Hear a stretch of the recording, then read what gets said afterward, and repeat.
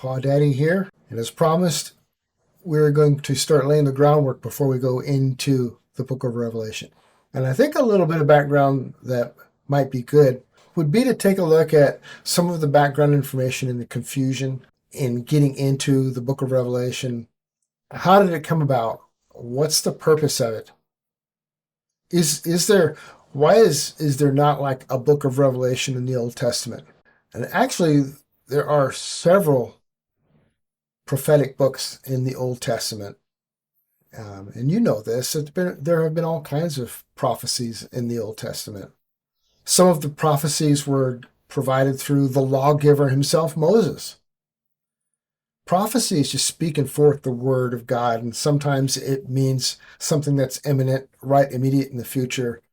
Sometimes it's a pronouncement for what's going on right there in the moment that they're in, and many times it's for the future. And this is what distinguishes the Bible from other religions. Other religions do not have really a framework for the prophetic future, especially to the extent with the Bible where you can see things were proclaimed well in advance, and then hundreds or even thousands of years later there was a fulfillment that exactly matches a writer who's long dead and gone. No other book has this, because no other book has the real God, Yahweh himself, the God of Israel, the God of Abraham, Isaac, and Israel, the God we Christians worship and know. In the Old Testament, there are a few books that have a little bit more about end things, end times, and I call it end times because that's what Jesus called it, the end. Repeatedly, he called it the end. In the Olivet Discourse, for instance, he referred to the end. Then the end, and then the end will come, and then comes the end, that kind of language. Well, it's the end of the age. It's the beginning of another age, or ages, and we'll get into some of that, of course. Clearly, we're talking about something that's more future. And that right there, people will balk at, and they'll say, future, oh, come on, future, who says future? Well, you're one of those futurist people. Well, yes, I am, because there's some things in the Bible that, to me, are undeniable. I don't know how anybody can argue that there are so many things that are yet to happen in the future.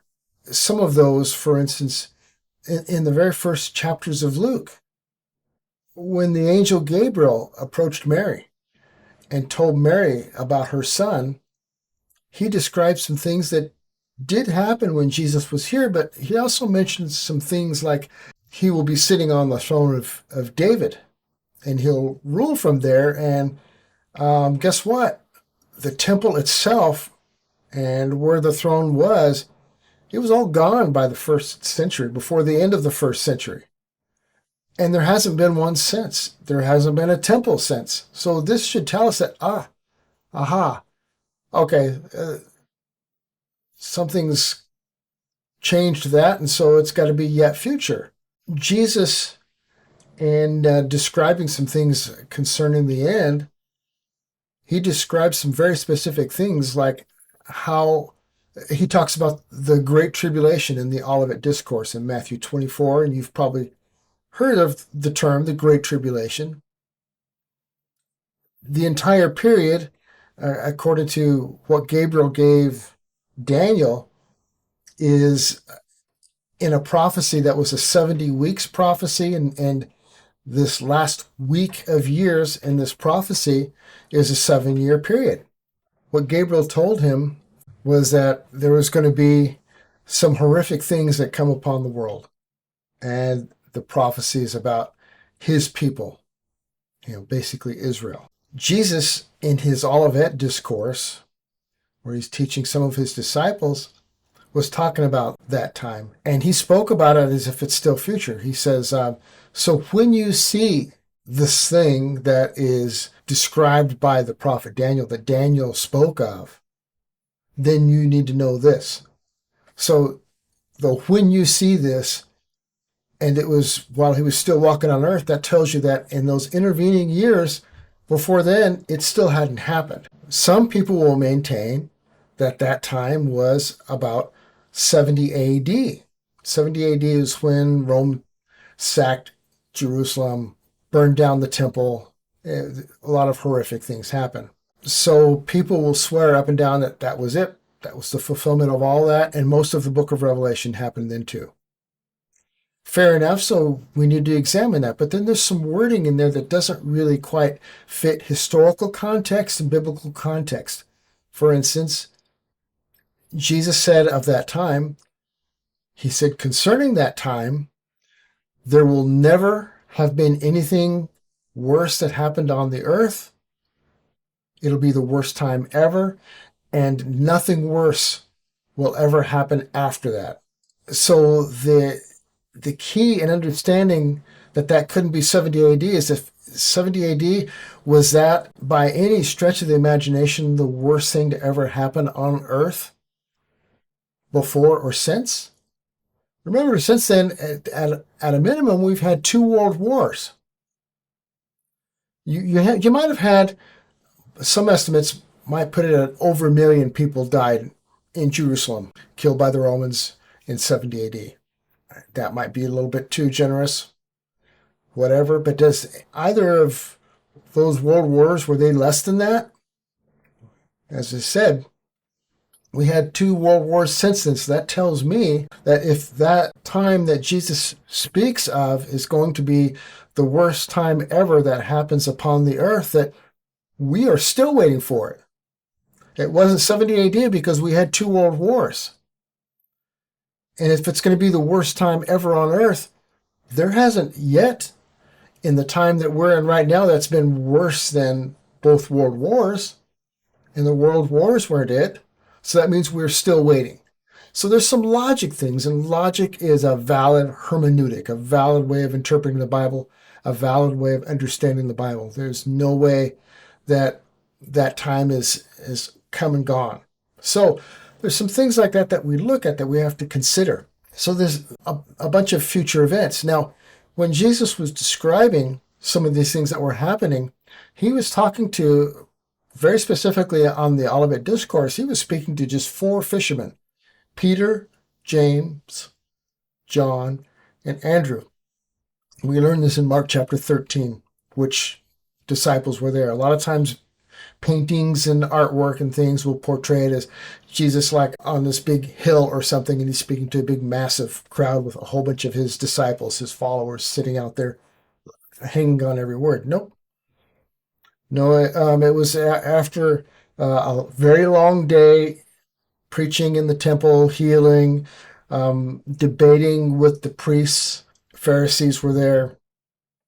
And this was him afterwards in the evening coming out and speaking to those 4 disciples who wanted some clarification. They wanted some more detail. So Jesus gave them a little bit more clarity on what he was teaching. So these are 4 fishermen. They didn't know anything about, different kinds of trumpets and a last trumpet. And the book of Revelation had not been written.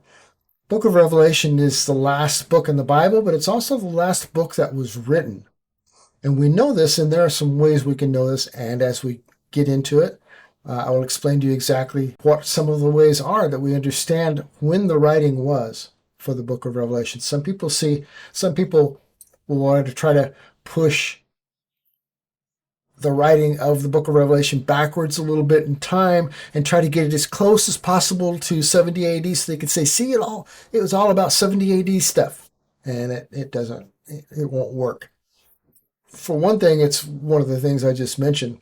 And so some people will say, well, no, but, the confusion is that all that stuff, or most of it, or a lot of it, the numbers and stuff, it's all symbolic language. It's figurative language. It's apocalyptic literature. So we can't understand all that kind of stuff.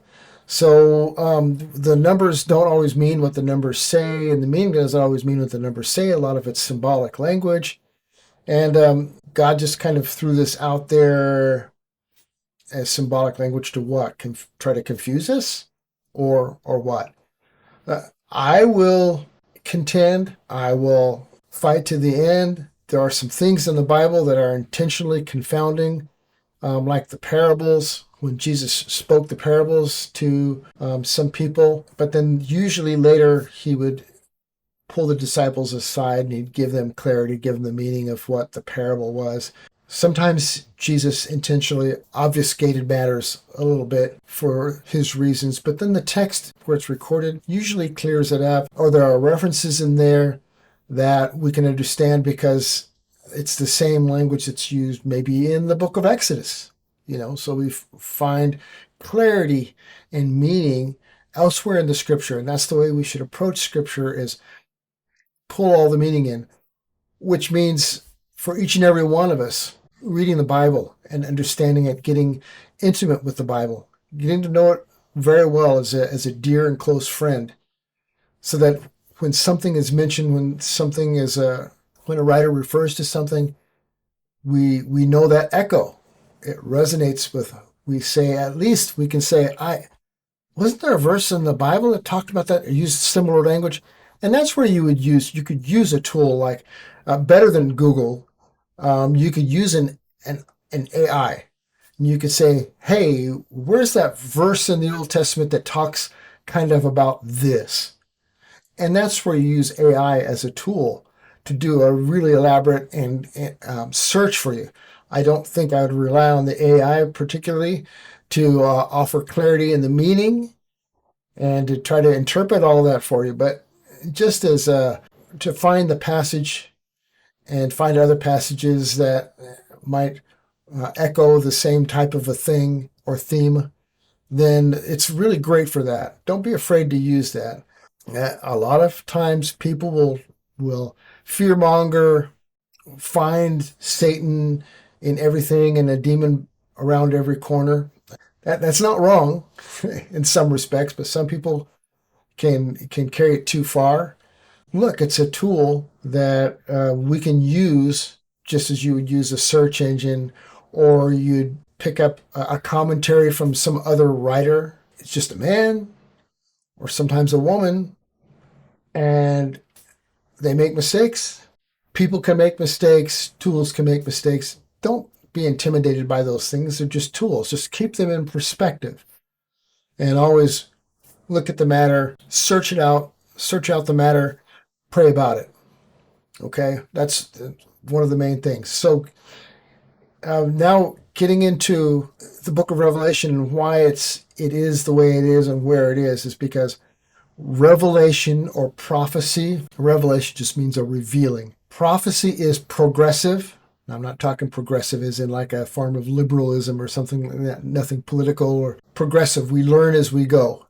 We learn more and more as we go. When God stood Abram up on a mountain and said, Abram, look out as far as you see, from that river over there to that river there, and that mountaintop over there, as far as your eye can see, this is going to be given to your children.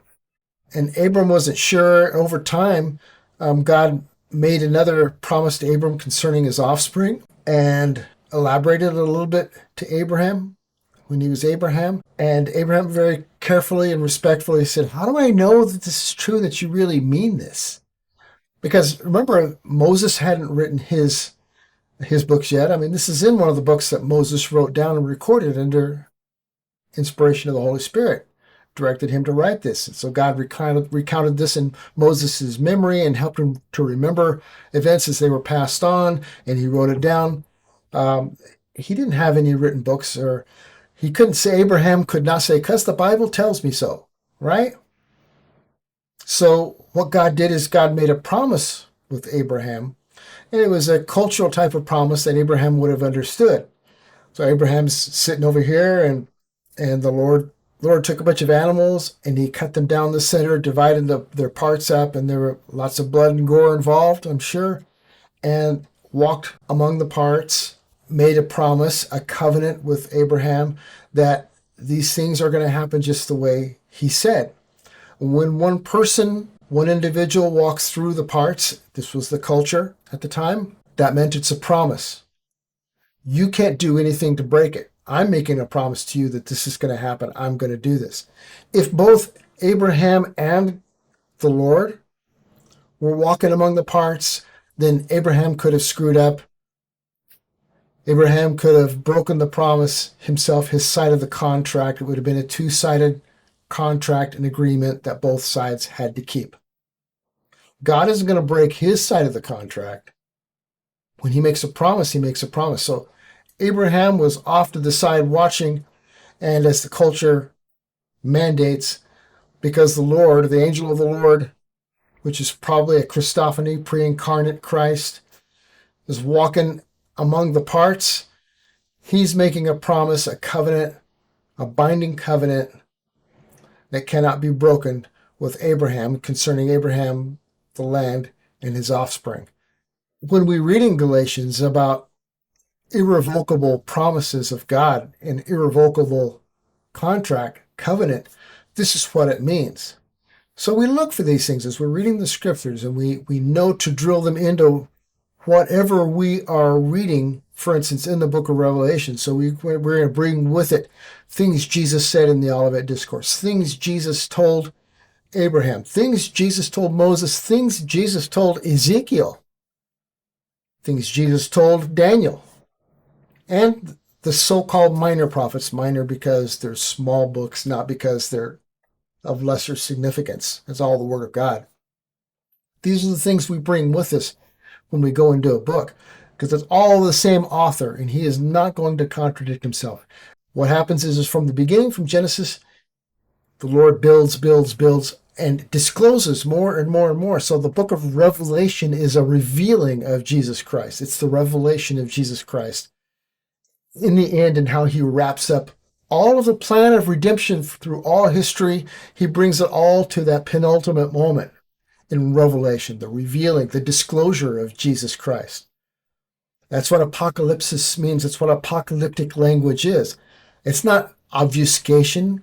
Apocalypsis does not mean the shrouding of Jesus Christ, the mystery of the end times. Ooh, the big explosion of the world, and how's this all going to happen? And ooh, this is, it's not, doesn't mean that at all. Apocalypsis means the revealing, the disclosure of Jesus Christ concerning things in the end, and how he wraps up all of the ages in that book. So that's what the book of Revelation is. We are going to by and by get into that book. I'm going to give you an overview. We'll talk about how it's outlined. We can talk about a couple other perspectives on how to understand the timing of some of the things, some of the layout of the book of Revelation, because some people timing-wise will disagree. And then I will go over the reasons why I don't buy into some of those perspectives. And I hope you agree. And if not, you just do your own homework, find out for yourself if the things I'm saying are true or not. Again, if you have questions, comments, please write them down. Ask for clarity. Please hit the notification bell so that you see when more of these videos come out. Please subscribe, like it. It'll help get the videos out there. So people, they're doing a search about the end times or how does the world end or whatever, it'll help this video rank up higher so that people can find out and land on the truths of the scripture and not something from somebody who is a psychic. So when people are doing keyword searches and so forth, it'll help the rankings of these videos come up higher in the search engine in the queue. And until next time, thank you.